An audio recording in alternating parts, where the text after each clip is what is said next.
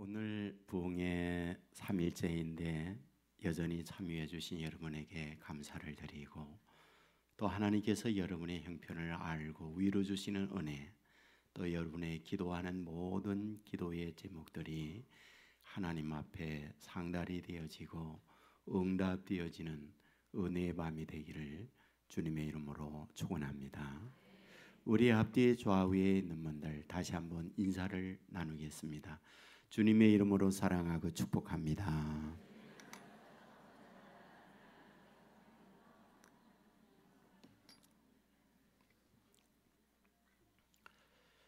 예, 감사합니다. 우리 대한민국의 근대사의 역사를 보면 밝은 역사다 이렇게 말하기보다는 아프고 어두운 역사를 갖고 있다, 누구나 다 이렇게 말하리라 생각합니다. 일본에 의해서 조선이 망하게 되죠. 36년 동안 조선의 억압 아래 눈물 나며 아파하며 우리 어른들이 살아가게 됐죠. 하지만 미국이 히로시마 나가사키에 원자폭탄을 투하해요. 일본 천황은 항복을 하게 되죠. 우리의 힘이 아니라 미국의 힘에 의해서 해방을 맞게 됩니다. 기쁨이죠. 그러나 그것은 또 다른 비극의 시작이었죠. 왜냐하면 우리끼리 나누어졌으니까요. 북쪽의 김일성을 중심한 그들은 소위 공산국가를 세우게 되죠. 소련과 중국의 노선을 따라서 이 나라에 공산국가를 세워야 한다라는 거였어요. 공산국가란 무엇입니까? 마르크스의 자본론 철학에 의해서 국가를 새롭게 세우는 거예요. 빈부격차가 없는 평등하게 살아가는 그런 나라. 그렇다면 마르크스는 이런 사상을 어디에서 배운 걸까요? 그것은 바로 헤겔이라고 하는 철학자에 의해서 영향을 받게 됩니다. 헤겔이 갖고 있는 철학, 그러면 변정법적 철학이다 이렇게 얘기해요. 변정법적 철학이란 무엇입니까? 정이 있으면 나중에 어떤 반대가 있게 된다. 또 반이 있으면 나중에는 합으로 발전하게 되어진다. 이런 논리입니다. 보수주의가 득세하면 어느 날인가 보수주의는 몰락한다. 그러면 좌파 진영이 진보 진영이 성장하게 되어지는데 그 진보 진영도 영원하지 않다. 언젠가는 다시 몰락을 하고 다시 합으로 발전하게 되어진다. 이것이 헤겔이 갖고 있는 변정법적 철학이에요. 그러니까 마르크스는 이런 철학의 영향을 받으면서 인류의 역사라고 하는 게 무엇이냐, 소위 유물사관이라고 하는 역사관을 갖게 됩니다. 유물사관이 무엇입니까? 결국 인류의 역사의 변화라는 것은 먹고 사는 문제 때문에 생겨졌다. 수렵 채취, 먹고 사는 문제로 수렵 채취한다. 유목사회, 먹고 사는 문제로 유목사회가 생겼다. 농경사회, 먹고 사는 문제로 농경사회가 생겼다. 산업사회, 먹고 사는 문제 때문에 산업사회가 생겼다. 그러면 산업사회가 끝나고 난 이후에 어떤 세상으로 바뀌어질 건가? 헤겔의 변정법적 철학에 의해서 소위 유토피아, 새로운 세계가 열려지게 되어지는데, 그때에는 빈부격차가 없는 평등한 세상이 올 거다. 그런데 그 평등한 세상을 위해서는 어떻게 하느냐? 불평등한 사람들을 눌러야 된다. 그것이 혁명이었어요. 거기에 유명한 프롤레타리아 혁명이었어요. 소위 농부라든지 무산 계급들이 가진 자를 빼앗고 가진 자들을 물리치는 혁명이었어요. 여러분, 이 혁명으로 말미암아 전 세계에 얼마나 많은 사람이 죽었는지 아세요? 대략 2억 명의 사람들이 죽었을 거다라고 통계를 잡습니다. 공산주의 혁명을 위해서 엄청난 사람들이 피바람이 분 거예요. 왜? 평등하려 하니까 강제력을 동원해서 가진 자, 지주, 높은 자 끌어내려야 하니까 이 과정 속에서 너무 많은 사람이 죽은 거예요. 중국은 7,500만이 죽습니다. 저 러시아는 2천만 명이 죽어요. 남북한의 6.25 전쟁, 바로 공산국가와 시장 자본주의, 민주주의와의 싸움이었잖아요. 여기서 350만이 죽습니다. 여러분, 쿠바나 난민이나 저 캄보디아, 인도 차이나 반도에 이런 혁명의 바람을 불면서 너무 많은 사람이 죽어갔어요. 여러분, 어째 이런 비극이 생깁니까? 사람의 사고, 사람의 정신, 그 인간의 어떤 철학이 주장되느냐 하는 그것은 이런 어마어마한 비극의 결과를 낳고 있더라, 그런 얘기예요. 도대체 인간이 무엇입니까?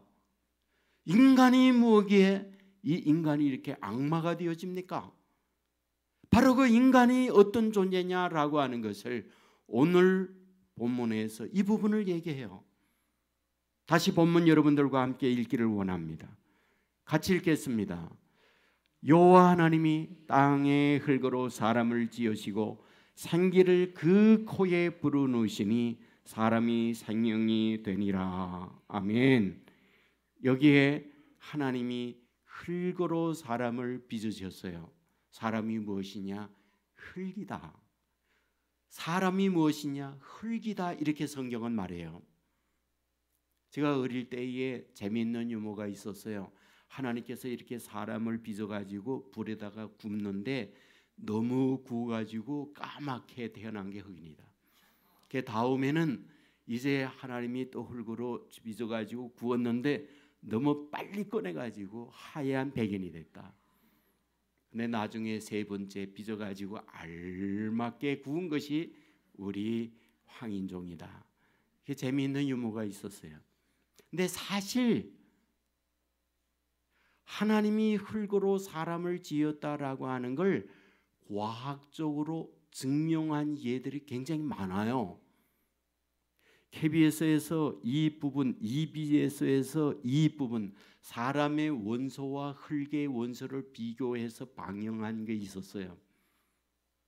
여러분, 사람의 원소를 구분해 보니 산소가 있고 수소가 있고 나트륨이 있고 마그네슘이 있고 기타 수많은 원소들이 있는데 흙이라고 하는 원소를 분류해 봤더니 사람의 원소의 함유와 똑같더라는 거예요.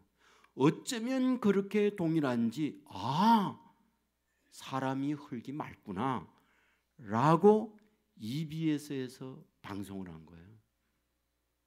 여러분, 몇 해 전에 KBS에서 환경 스페셜을 방영을 했어요.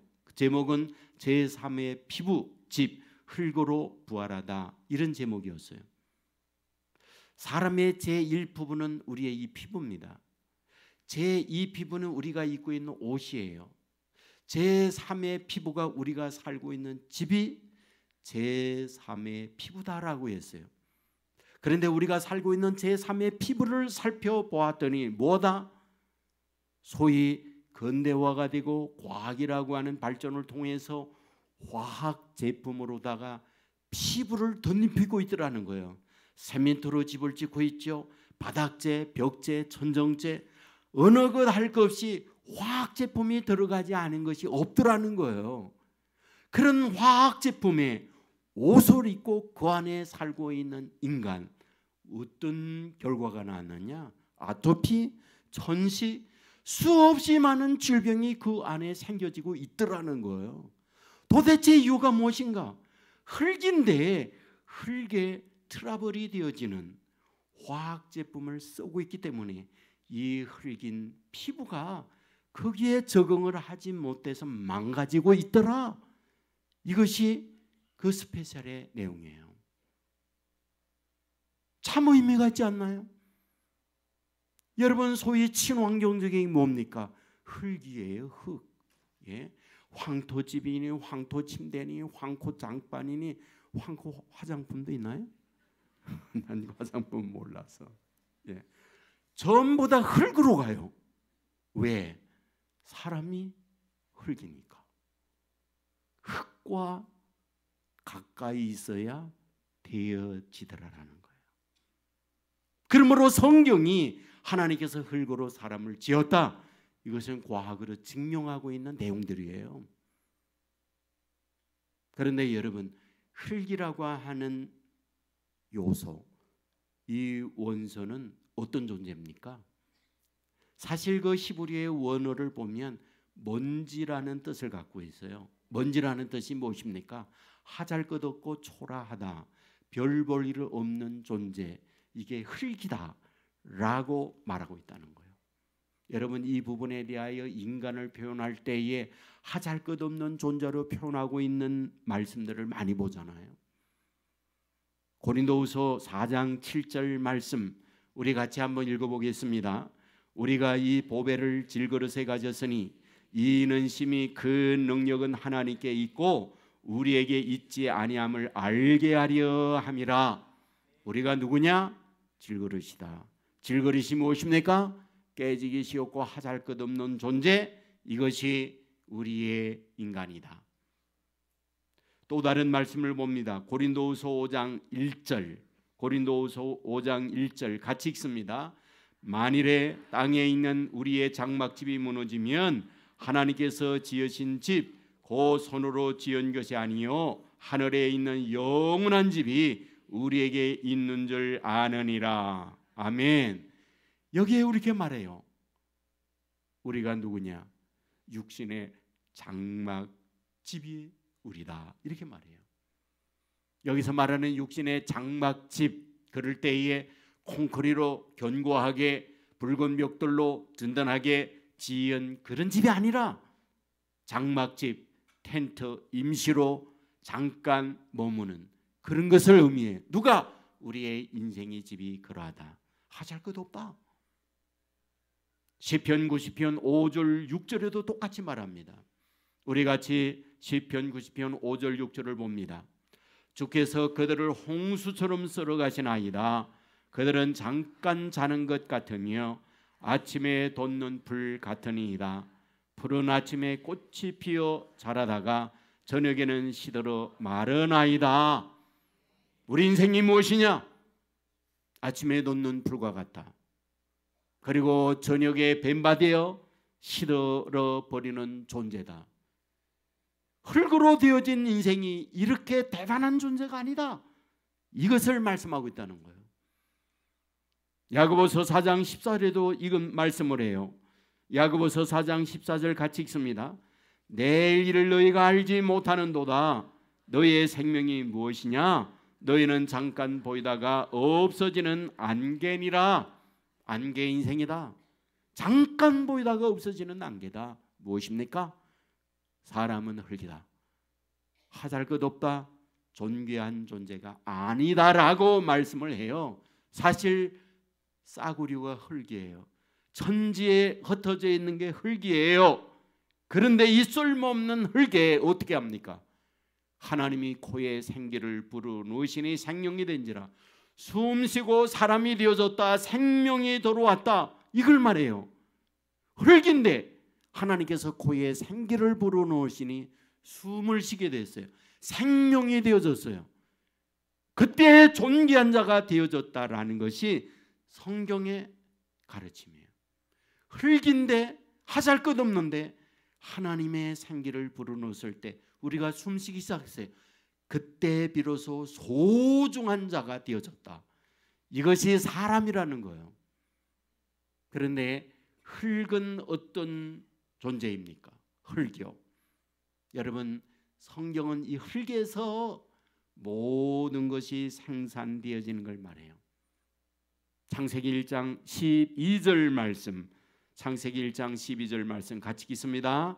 땅이 풀과 각기 종류대로 씨 맺는 채소와 각기 종류대로 씨 가진 열매 맺는 나무를 내니 하나님이 보시기에 좋았더라. 아멘. 여기에 풀과 각종 종류대로 씨 맺는 채소, 각종 씨를 가진 열매가 맺어졌다. 어디에서요? 땅에서. 땅에서 채소가 납니다. 땅에서 수많은 과일이 납니다. 다시 말씀드리면 하나님께서 이 땅을 통해서 채소도 내고 과일도 내고 있더라. 하나님이 흙을 빚었어요. 코에 생기를 넣었어요. 무슨 얘기죠? 하나님의 씨가 우리 안에, 흙인 우리 안에 들어왔더니 우리가 거기에서 꽃이 피고 자라나고 살아나는 존재가 되어진 것이 흙인 우리다라는 거예요. 흙에 씨를 뿌리고 흙에 싹이 나고 흙에 열매를 맺듯 하나님의 생기를 흙인 우리에게다 불어넣었더니 우리는 그 하나님의 생기가 씨앗이 되어서 흙인 우리에게 살아 움직이면서 살아난 존재가 뭐다? 그게 사람이다. 사람은 흙인데 하나님의 생기 씨앗을 불어넣음으로 말미암아 우리는 살아났다. 다시 말합니다. 흙은 아무것도 아니에요. 씨앗이 떨어질 때 그게 발아하고 거기에서 생명이 자라나는 게 그게 흙이에요. 흙인 저와 여러분은 어떤 존재냐? 그것에 생기가 씨앗이 뿌려져야만 거기에서 발아하고 거기에서 생명이 태동되어지고 거기에서 열매를 맺는 존재가 되어진다. 이것이 흙인 인간을 향하여 성경이 가르치는 바예요. 문제가 있다는 거예요. 언제나 좋은 씨만 뿌려지는 것이 아니라는 데 심각성이 있는 거예요. 좋은 씨만 그 흙에 뿌려지는 것이 아니라는 거예요. 마태복음 13장 25절에 이 사실을 말합니다. 마태복음 13장 25절 같이 읽습니다. 사람들이 잘 때에 그 원수가 와서 곡식 가운데에 가라지를 덧버리고 갔더니, 아멘. 여기에 원수가 뭘 뿌렸어요? 가라지를 뿌린다는 거예요. 그 밭에 좋은 씨가 아니라 가라지를 뿌려요. 가라지가 무엇입니까? 독초예요. 가라지가 무엇입니까? 죽게 만드는 거예요. 흙인 사람에게 언제나 생명의 씨앗만 들어오는 게 아니라 가라지도 뿌린다는 거예요. 여러분, 흙인 우리에게 가라지가 들어오면 우리는 파괴돼요. 작년 연말 12월에 강릉의 한 펜션에 고등학교 3학년 수능 보고 놀러 갔던 10명 아이들이 가스를 맞고 다 가스에 중독됐어요. 깨어나지 못하고 3명은 죽었죠. 왜 그렇습니까? 여러분, 보일러의 연기가 방으로 새어들어온 거예요. 일산화탄소를 호흡하고 마시고 그 안에 흙인 우리에게 들어왔더니 결국 뭐다? 죽고 만 거예요. 우리 정신에 가라지가 심겨지게 되잖아요. 그러면 죽습니다. 파괴됩니다. 악마가 되어져요. 여러분, 우리 대한민국을 금수강산이라고 그래요. 그러나 금수강산 곳곳에 우리는 화학약품, 화학비료를 뿌림으로 산성화가 돼서 농촌에 농사하는 분들이 몸살을 앓고 있잖아요. 토양이 완전히 상성화가 됐어요. 생산되어지는 것을 먹으면 우리에게 건강이 아니라 각종 질병을 만들어내고 있는 것이 여러분 우리의 주변에서 듣는 얘기들이잖아요. 흙인 우리에게 좋은 것을 뿌리지 못할 때 흙인 우리는 망가지게 되었다는 거예요. 예레미야 6장 19절 말씀 읽어보겠습니다. 예레미야 6장 19절 말씀. 땅이여 들으라. 내가 이 백성에게 재앙을 내리리니 이것이 그들의 생각의 결과라. 그들이 내 말을 듣지 아니하며 내 율법을 거절하였음이니이다. 아멘. 땅이여 들으라. 내 백성이 재앙을 받겠다. 왜냐? 생각의 결과다. 그 땅에 잘못된 생각을 뿌렸기 때문에 그 생각의 결과로 재앙이 내려진다. 저들은 생명의 하나님의 말씀을 듣지 않고 하나님의 율법을 거절했다. 결국 독초가 났고 그 독초로 멸망을 초래한다. 이것이 성경에서 우리에게 가르쳐 주는 바예요. 여러분, 우리가 잘못된 걸 받아들이면 이런 결과를 낳아요. 어렸을 때에 우리에게는 어떤 약이라든지 병원 이런 혜택이 거의 없을 때였잖아요. 그래서 거의 시골에서 민간요법을 통해서 자기의 질병 치료하는 일이 많았어요. 여러분, 뱀과 그리고 벌 이런 해충들이 굉장히 많잖아요. 벌 쏘이면 그때 민간요법으로 하는 게 된장 바르면 된다. 그래서 된장을 막 이렇게 바르고 그랬어요. 그런데 그 된장에 잘못된 독이 들어가서 온몸이 여기만 부은 게 아니라 전부 땡땡 부은 걸 제가 보았거든요. 여러분, 잘못 바르게 되면 독이 들어가면서 사람이 망가져요. 이런 육체만이 아니라 우리 마음에도 잘못된 사상이 흙인 우리에게 들어가게 될 때에 이런 엄청난 결과를 낳는다는 거예요. 스프라울이라고 하는 분이 반대 의견의 극복이라는 책에서 이런 얘기합니다. 독일의 한 마을에 유태인 가정이 살았는데 그 소년이 특별한 그 신앙을 안에서 사는 집안의 자녀였어요. 다 유대교 믿음을 갖고 삽니다. 그가 10대 때에 가족이 유대교 신앙 안에서 살던 그들이 한 시골 마을로 장사를 위해서 옮겨가게 되어요. 그런데 시골 마을이라 유태인들이 없는 곳에 유태교 회당이 존재하지 않았어요. 있는 것은 루트교, 조그만 마을이기 때문에 거의 대부분이 루트교 교인입니다. 어느 날 아버지가 자기의 가족들을 모아놓고 이런 이야기합니다. 오늘부터 우리는 다 유대교를 버리고 루트교를 믿는다. 이렇게 얘기했어요. 가족들이 물어보죠. 아니, 우리가 유태인이고 유대교를 믿다가 어찌하여 유대교를 버리게 됩니까? 그랬더니 아버지가 하는 말, 여기에 전부 다 루터교인이지 않니? 그리고 우리가 먹고 살려면은 저 사람들을 손님으로 맞게 하기 위하여 우리가 저들이 믿는 유대교를 믿어야 되지 않니? 라고 말을 한 거예요. 굉장히 합리적이잖아요. 그런데 이 소년은 쇼크를 받아요. 신앙이란 무엇인가? 이래도 되고 저래도 된다는 말인가? 내가 갖고 있는 믿음은 아무것도 아니고 형편과 처지를 따라 이래저래 하는 것이 신앙인가? 여기에 굉장히 쇼크를 받아요. 그는 나중에 영국으로 유학을 떠나게 됩니다. 그리고 영국 대형 박물관에서 공부를 하면서 책을 썼는데 그 책이 자본론이에요. 자본론이 누가 썼습니까? 앞에서 말씀을 드렸지만 마르크스가 그 작품을 쓰죠. 여러분, 여기에서 마르크스는 뭐라고 말하느냐? 종교는 아편이다. 이래도 되고 제대로 되고 절대적인 것이 종교가 아니다. 종교는 자기 편리 위해서 움직이는 거다. 그리고 종교는 박멸해야 할 대상이다 라고 이 책에서 쓰고 있어요.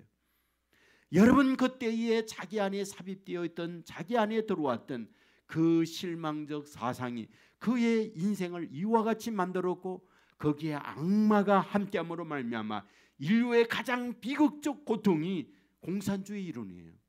그것으로 인하여 이 세계가 이런 파괴를 가져오게 된 거잖아요. 여러분, 우리는 흙이에요.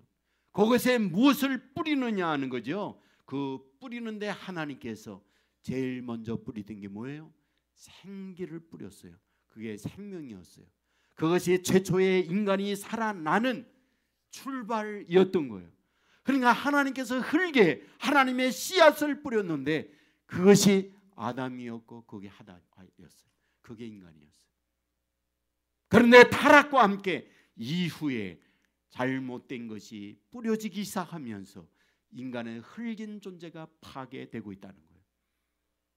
그래서 성경 이사야 55장 7절에서 뭐라고 말합니까? 우리 이사야 55장 7절 말씀을 읽겠습니다. 악인은 그 길을, 불의한 자는 그의 생각을 버리고 여호와께로 돌아오라. 그리하면 긍휼히 여기시리라. 우리 하나님께로 돌아오라. 그가 너그럽게 용서하시리라. 아멘. 여기에서 말합니다. 길을 돌아서서 불의한 자는 생각을 버리고 불의한 생각을 버리고 여호와께로 돌아와야 된다. 잘못된 씨앗을 뽑아내야 된다. 그리고 하나님께로 돌아와 하나님의 말씀의 씨를 뿌려야 한다. 이걸 말하고 있어요. 여러분, 여기서 말씀하고 있는 하나님의 씨앗이 무엇일까요? 그게 하나님의 주시는 말씀이에요. 말씀의 씨앗을 우리에게 뿌려야 흙인 우리가 살아날 수 있다는 거예요. 흙은 혼자 아무것도 못해요. 씨앗이 떨어질 때만 그 씨앗과 땅이 만나면서 흙이 만나면서 거기에 발하고 꽃이 피고 열매를 맺는 거예요. 우리는 흙이 아무것도 아니에요. 생명의 씨앗이 우리에게 들어올 때 비로소 여기에서 씨앗이 자라나고 열매를 맺고 생명 살아있는 존재가 되어지는 것을 성경은 우리에게 말씀하고 있어요. 이 사실 믿으시기를 주의 이름으로 축원합니다. 예수님께서 오셨을 때 예수님이 어떤 모습으로 와요? 어떤 모습입니까? 요한복음 1장 14절 말씀 한번 같이 읽겠습니다. 요한복음 1장 14절 시작.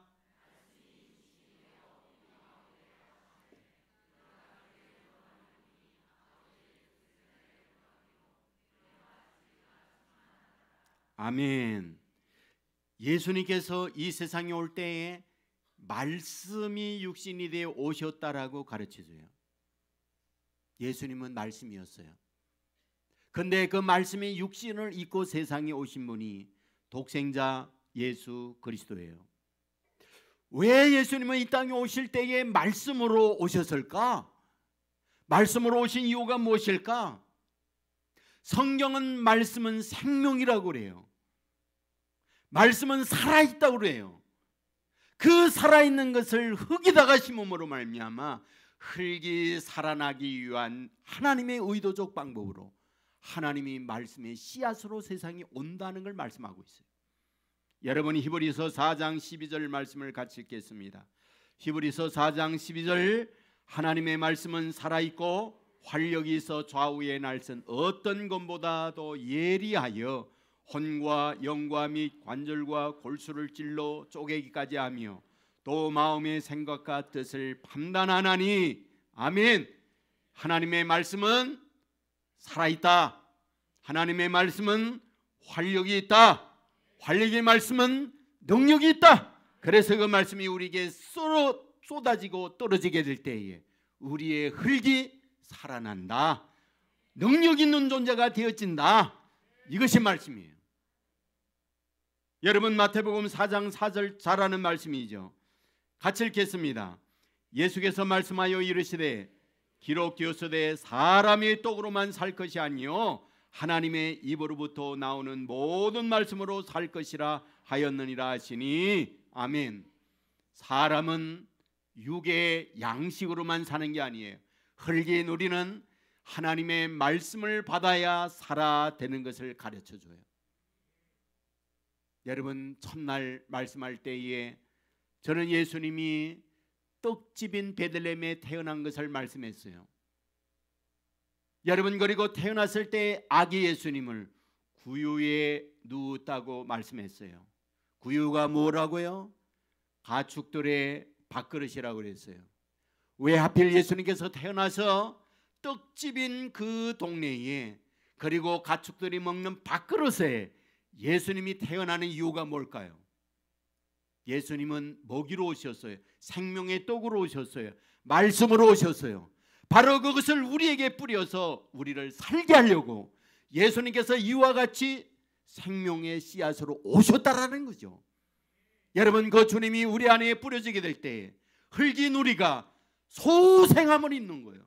꿈틀거리고 움직이게 되는 거예요. 살아나게 되는 거예요. 그래서 생명 있는 존재가 되어지는 것을 말씀하고 있다. 이 사실 믿으시기를 주의 이름으로 축원합니다. 생명의 주님 말씀이 우리에게 돌아오게 될 때 흙인 우리는 거기에서 발하게 되어요. 그 흙인 우리에게서 싹이 나게 돼요. 그리고 우리가 활력 있게 그리고 생동감 있게 어떤 어려움과 고통이 있을 때 우리 안에 움직이는 말씀의 능력으로 말미암아 어려움도 이겨나가게 되고 환난이 오게 될 때 말씀의 힘으로 그 모든 것들을 이기는 존재가 되어지는 것이 말씀 안에 생명을 입은 인간의 모습이라고 말씀해주고 있는 거예요. 하지만 말씀이 우리에게 오지 못한다. 우리는 아무것도 아니에요. 쓸모없는 존재예요. 그러나 그 말씀이 우리에게 뿌려지는 그때야 비로소 싹이 나고 살아나고 능력 있는 꽃이 피는 그런 존재가 되어지는 것이 흙으로 지음을 받은 저와 여러분 인생이다 믿으시기를 주의 이름으로 축원합니다. 여러분 가끔 소개해드린 도스토옙스키 잘 알죠? 죄압을 카라마조포의 형제들 이런 세계적인 부류의 명작을 쓴 그런 분이에요. 이분이 청년 시절 때에 당시에 제정 러시아는 짜르에 의해서 통치가 되는 황제에 의해서 나라가 다스려지는 그런 국가예요. 알지만은 제정 러시아 말기에 부패와 부도덕으로 국민의 삶은 바닥으로 추락하고 있었어요. 바로 그때 의식 있는 도스토옙스키는 이래서는 안 된다. 그리고 건강한 사람들이 모여서 건강한 정신을 가지고 이 나라를 바르게 세워야 되겠다라고 해서 어떤 조직을 만들어요. 그 조직에 자신이 한 일원이 됩니다. 그런데 이것이 국가 권력의 발각이 되어지면서 체포가 되어져요. 재판을 받을 때 재판의 죄목은 반체제범이었습니다. 국가 절복하고자 하는 범죄 집단으로 죄명이 판결이 돼요. 가장 무거운 사형 언도를 받게 됩니다. 그는 죄수가 되어서 사형장에 이슬로 사라지는 그런 상황이었어요. 예, 총탄을 사형 집행하는 사람들이 겨누고 발사 명령만 내리면 실탄이 날아가 심장을 맞고 죽어가는 그런 상황이에요. 이 사형 집행을 하고 있는 집행관은 도스토옙스키에게 이렇게 말하죠. 당신에게 5분간의 시간을 주겠소. 당시 28살입니다. 한참 청년의 나이예요. 그는 눈을 감고 가만히 자기의 인생을 돌이켜봅니다. 한겨울 영하 20-30도 떨어지는 혹독한 추위에 발은 맨발이 없고 맨손에 포송에 묶여 나무에 붙들려 있어요. 추위도 이전 채 두려움, 공포가 밀려오면서 자기 주위에 자기 때문에 아파하는 그들을 향하여 죄송한 마음이 있어요. 그리고 내가 잘못된 집단의 소속함으로 말미암아 내가 이와 같이 비극적 죽음을 맞는구나. 아픔의 고통을 느끼면서 눈물을 흘리고 있어요. 이제 5분이 흘러갑니다. 이제 집행관은 사격 준비를 해요. 방아쇠를 당기면 실탄은 날아가요. 준비, 쏴. 그러면 방아쇠를 당깁니다. 바로 그 순간, 절체절명의 그 순간, 저 멀리에서 말을 타고 오는 어떤 병사가 신수군을 흔들면서 멈추시오, 멈추시오 소리를 지르는 거예요. 그 소리에 모든 사람은 그리로 눈길을 돌리죠. 그리고 집행은 중단이 됐어요. 황제의 특사요. 사형 집행을 중지하라는 명령이요. 여기에서 도스토옙스키는 살아납니다. 대신에 그는 시베리아 옴스크로 유배를 떠나게 돼요. 기차를 타고 떠나는 그때에 어떤 여인이 작은 책잔을 주었어요. 그것은 성경이었습니다. 여러분 시베리아 유배 생활을 하면서 그가 읽을 거리란 단 하나 성경밖에 없어요. 성경을 읽으면서 그는 그곳에 계신 주님을 만나게 됩니다. 어떤 주님이요? 죄인을 사랑한 주님. 어떤 주님이요? 내가 허물이고 사랑받을 만한 아무것도 없지만 그런 나를 사랑하여 나 대신 십자가에 못 박혀 돌아가신 주님. 여러분 여기에서 그는 새로운 인생으로 거듭나요. 죽었던 그가 자신의 육신의 죽음이 아니라 자기의 내면에 죽었던 그가 생명의 씨앗이 떨어지면서 새로운 눈이 열려지고 새로운 세계를 보게 돼요. 여러분 그런 가운데에 이 성경을 모티브해서 쓴 책이 죄와벌이에요. 이런 성경을 모티브로 해서 쓴 책이 그의 대부분의 책입니다. 까라마조포의 형제들이라든지 수많은 명작들이 성경을 읽었던 그 내용들을 견주어서 책을 쓴 거예요. 놀라운 사실이 뭔지 아세요?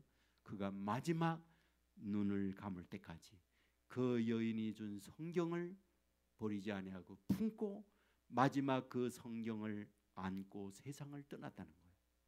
말씀의 씨앗은 이런 능력이에요. 말씀의 씨앗은 새로운 삶을 살도록 만들어준 원동력이 말씀이에요.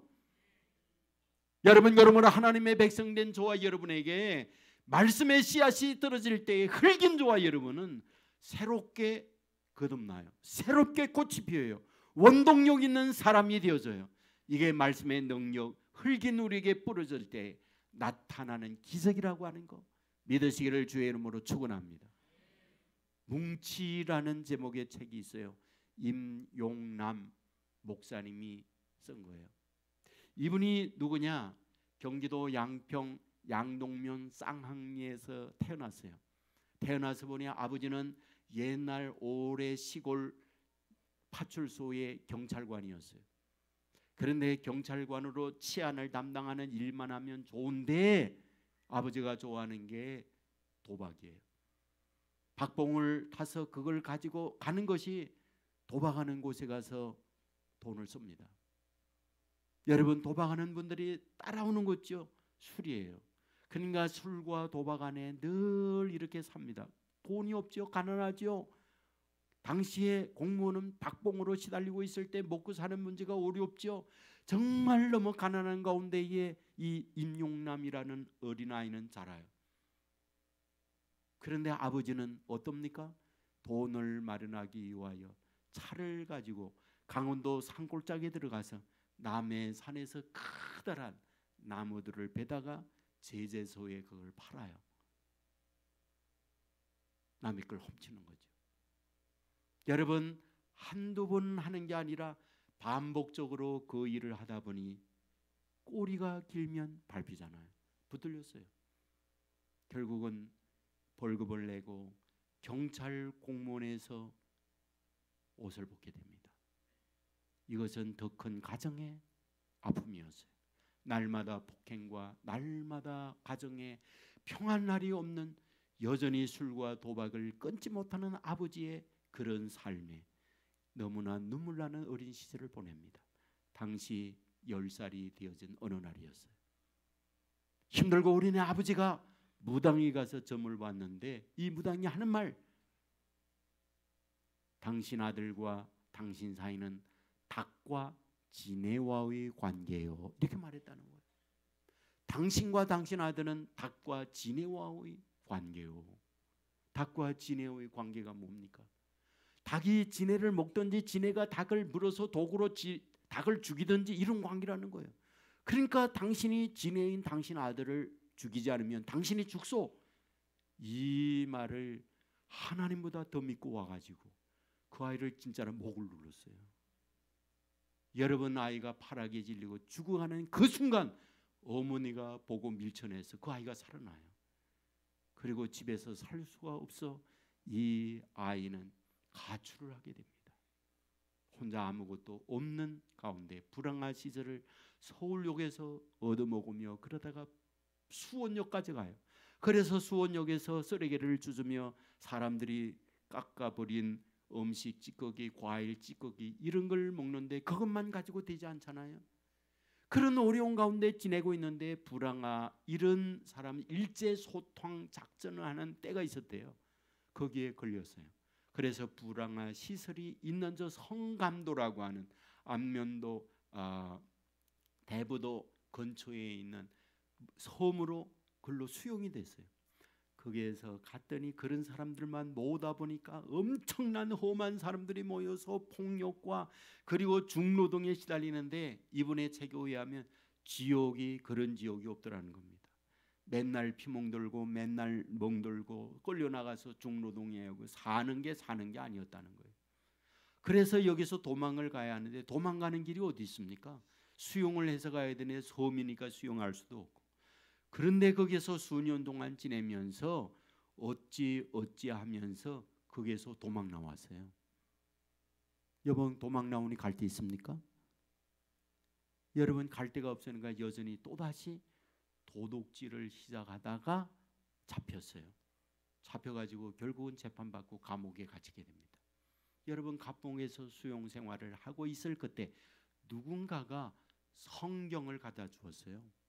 그런데 그 성경을 읽지도 아니하고 찢어버리고 바라보지도 않았어요. 그런데 주위에 있는 분이 성경을 전하고 말씀을 전하는 가운데 성경이 도대체 뭐기에 저 인간들이 그렇게 성경을 읽고 예수를 믿으라고 하는가? 감옥 안에서 성경을 읽는데 성경의 글자가 보이더랍니다. 그리고 글자 하나하나 읽다가 거기에서 이분이 예수님을 만나요. 그리고 난 이후에 거기에서 만기 출소하고 제일 먼저 간 것이 하늘산 기도원을 갑니다. 여러분, 하늘산 기도원에 가서 이분이 이천성 목사님의 말씀을 듣고 은혜를 받으면서 거기에서 깨달아진 게 있어요. 자기 버림받았잖아요. 아버지가 자기 죽이려고 했잖아요. 그리고 갈 곳이 없어서 도둑질하다가 감옥 생활하면서 비극적 자기의 인생을 산 것이 자기의 삶이었잖아요. 그런데 말씀을 보았더니 성경을 읽었더니 그리고 설교의 말씀을 들었더니 자기를 누구도 알아주지 않는데 예수님은 자기를 안대요. 예수님은 자기를 사랑해 주신대요. 예수님은 이렇게 허물 많은 바닥의 인생들을 위하여 예수님이 바닥으로 내려오셨대요. 이분이 이거를 알게 된 거예요. 이분이 이런 말씀을 들으면서 예수님을 인격적으로 만나요. 그곳에서 눈물 콧물 흘리면서 이천성 목사님이 늘 주장했던 것, 와장창 중창 차장창, 이것이 이분에게 이르는 거예요. 인생이 거기에서 와장창 다 무너져 내렸어요. 그리고 하나님의 말씀이 그 안에 들어가면서 이분이 새로운 피조물로 살아나게 되는 거예요. 여러분, 이런 모습을 어떤 한 목사님이 보고는 이분의 인생에 대한 이야기를 다 듣게 됩니다. 그리고는 이 목사님이 이분을 위하여 공부할 수 있는 기회를 열어줘요. 그때는 이미 청년이 되었었어요. 청년 늦가기에 공부를 시작하면서 고등학교 과정을 마치고 신학을 하기도 해요. 그리고 목사 안수를 받고 지금은 새 생명 운동을 위해서 그 일을 감당하는 사람으로 거듭나게 됐어요. 여러분, 오늘 우리에게 주어지는 것이 무엇입니까? 흙이에요. 잘못된 것이 심겨지면 악마가 됩니다. 흙이기 때문에 가라지가 있어요. 그 가라지는 독초예요. 우리 자신을 죽게 만들고 나 혼자만이 아니라 그게 악마로 되어 주위에 있는 사람들을 다 파괴시키는 거예요. 하지만 흙인 우리에게 하나님께서 생기를 불어넣을 때 사람이 되어졌어요. 하나님이 주시는 씨앗이 뿌려질 때에 결국 사는 존재가 흙인 저와 여러분의 모습이라는 것이 성경에서 우리에게 말씀하고 있는 거예요. 여러분, 주님께서 말씀의 씨앗으로 오셨어요. 왜 그렇습니까? 흙인 저와 여러분에게 죄악의 씨앗이 뿌려짐으로 죽어가는 저와 여러분을 위하여 새 생명이신 씨앗으로 주님께서 오셔서 그 씨앗을 뿌리고 다시 저와 여러분을 살게 할 목적을 가지고 주님께서 씨앗으로 생명으로 오셨다고 하는 것 믿으시기를 주의 이름으로 축원합니다. 흙인 저와 여러분에게 말씀의 씨앗, 주님의 말씀의 씨앗이 아멘으로 들어와서 그 말씀이 우리 안에 발화가 될 수 있다면, 싹이 나고 튀울 수가 있다면 그것은 자랍니다. 그리고 30배, 60배, 100배의 열배를 거둡니다. 그때 내 인생은 달라집니다. 영광스러운 능력의 사람이 되어집니다. 죽은 자가 살아납니다. 그 능력의 에너지를 가지고 수많은 비바람이 몰아친다 할지라도 이기는 강력한 힘 있는 존재가 되어지는 것, 흙인 저와 여러분의 모습인 걸 말씀하고 있어요. 여러분, 다시 한번 오늘 우리가 읽었던 말씀 고린도후서 4장 7절의 말씀을 읽겠습니다. 고린도후서 4장 7절 같이 읽겠습니다. 우리가 이 보배를 질그릇에 가졌으니 이는 심히 그 능력은 하나님께 있고 우리에게 있지 않음을 알게 하려 함이라. 아멘. 우리 질그릇이에요. 그런데 보배가 우리에게 뿌려져요. 담겨져요. 그러면 그때의 질그릇인 우리는 뭐다? 큰 능력을 얻는 자가 되어진다. 힘 있는 자가 되어진다. 흙인 우리예요. 그러나 생명의 씨앗이 떨어질 때 우리는 나약하지만 생명의 씨앗으로 말미암아 흙인 우리가 더 이상 나약한 흙이 아니라 강력한 하나님의 생명으로 말미암아 능력 있는 하나님의 사람이 된다. 이것이 사람이다. 이것이 성경이 우리에게 가르치는 바라는 사실 믿으시기를 주의 이름으로 축원합니다. 그러므로 흙인 저와 여러분에게 하나님의 말씀을 아멘으로 받고 그것을 발화하여 생명의 사람이 되어지고 30배, 60배, 100배의 열매를 거두고 능력 있는 새 생명의 인생을 살아가는 저와 여러분의 삶이 되기를 주의 이름으로 축원합니다. 우리 모두 자리에서 일어나겠습니다.